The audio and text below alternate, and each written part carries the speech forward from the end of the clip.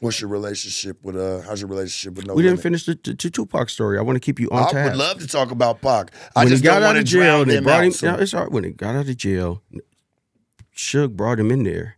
Actually, he just came walking in like George Jefferson. He had that little strut. He came in like, boom, boom. This nigga walked right up to me. He was like, "Oh, Suge, you tell me you got this nigga up here." I was like, "Yeah." I was like, "Bro, I look like I'm seeing a ghost right now. Like, this is amazing, bro. Like, this is like a dream, bro. Like, you a leprechaun right now. You know what I'm saying? Like, you a unicorn. Like, you just got shot and you're in prison. It's like, if we don't hurry up and make albums on you right now, we're all..." Snoop was like, "Suge, go get this nigga." Suge went, got him, brought him to the studio.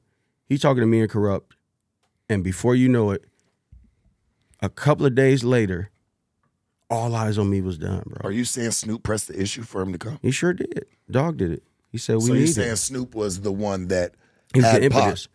He was like, yeah, we should go get this nigga and bring him over here with us. Because at that point, Snoop could ask for whatever he wanted to ask for. He had that kind of power. And having no hate in his blood, knowing that this man could come down and really shine. That's the one because guy Pac I've never had an shined. issue with. Snoop Dogg is the coolest motherfucker on earth. But for him to do that for Pac was pretty dope. That was I ain't gonna lie, bro. I'm gonna say it like I know it. Niggas is haters. Well, Niggas is haters. You And know don't what it is? nobody want to see you get past them. Man, They want to see you not doing all good. of them. Not all of them. Granted, they it's want the- to see you doing good, just not better than them. It's the black experience, bro. Unfortunately, I've talked about that before too. It's an unwritten kind of vibration that goes on in our culture, and I hope I'm not being overstepping. I don't want to overreach. That's But what it's we're here just- for. We're it's- here to we- go deep, baby. This is Sharp Tank. Man. Go deep. Just say what's on your mind. Well, it's on my mind already. I'm high as a test pilot. Yeah. I'm kicking clouds. Okay. You know, if I fell right now, it's going to take me 2 minutes to hit the ground.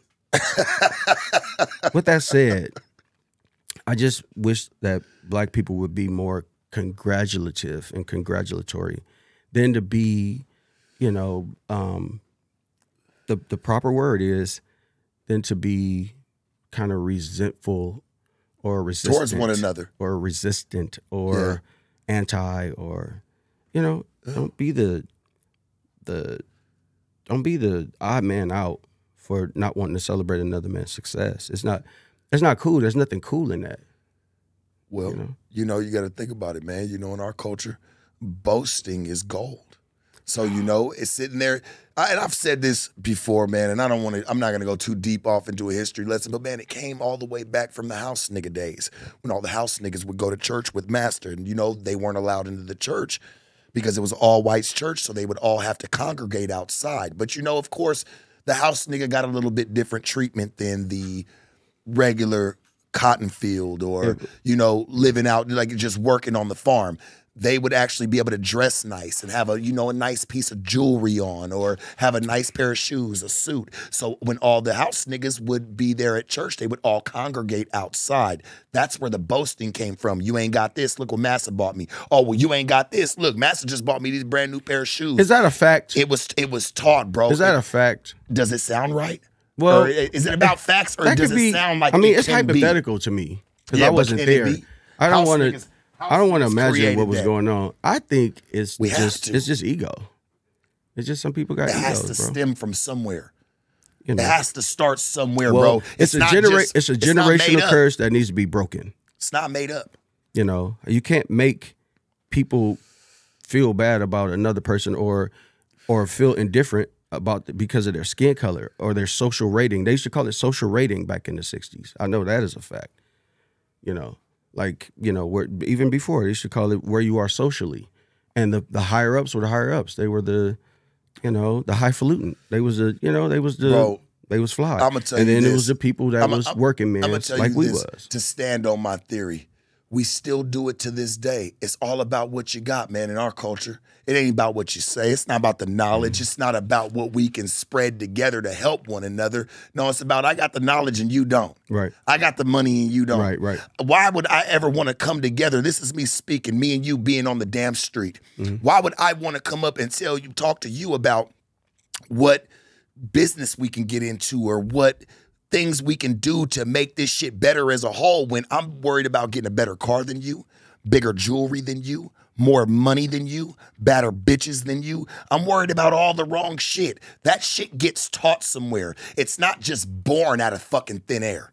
It gets taught, bro.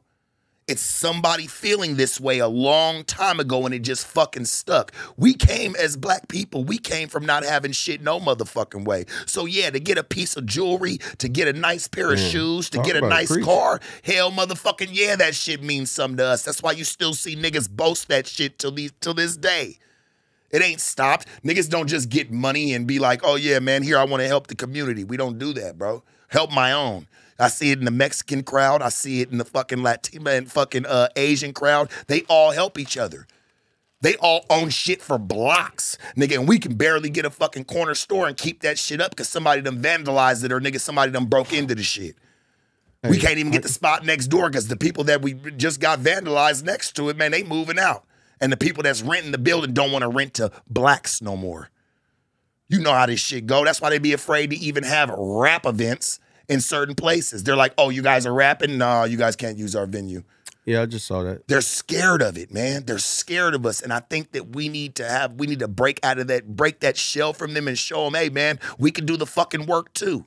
We know how to do the work. It's not always got to be what they want to classify as ghetto. I hate that shit. All right, so you see it. We just hit 500K. You know what that means? That means you gotta subscribe and get us to 600K because we are dangerously close to 666K. Let's go.